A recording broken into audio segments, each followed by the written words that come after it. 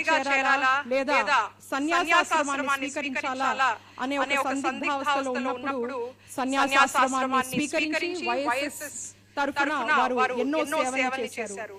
100 great ఐఐటియన్లు అనే పుస్తకంలో స్థానం లభించిన TED talk speaker YSS vice president Swami Smarananandagiri వారిని క్లుప్తంగా మాట్లాడవలసిందిగా విజ్ఞప్తి చేస్తున్నాం. ఎందుకంటే ముఖ్య అతిథి వారు దయచేసి 1 మినిట్ లోపే మాట్లాడవలసిందిగా విజ్ఞప్తి అండి. సాయంత్రం చాలా పెద్ద కార్యక్రమానికి చిరంజీవి గారు వెళ్ళాలి.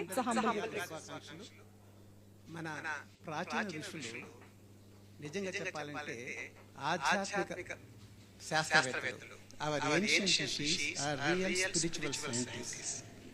శతాబ్దాల పాటుగా పరిశోధన చేసి ఒక మూల సిద్ధాంతాన్ని తెలుసుకున్నారు. అదేంటంటే మనసు శ్వాస రెండింటికి మధ్య సంబంధం ఉందని. It's difficult to control mind. మనసును సులభంగా కంట్రోల్ చేయలేం కదా, కానీ శ్వాస ద్వారా మనం కంట్రోల్ చేయగలం. అంతేకాదు ఎలా చేయాలో శ్వాస పద్ధతులు ప్రాణాయామ ఇచ్చారు. అదే పరమశివానందులు ఒక యోగాన్ని విని ఉంటారు.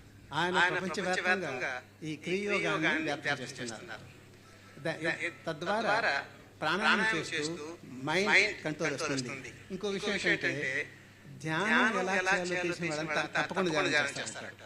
ఎందుకంటే ధ్యానం చేస్తే అంతర్గతంగా ఉన్న ఆనందాన్ని ప్రత్యక్షంగా మనం చూడగలం.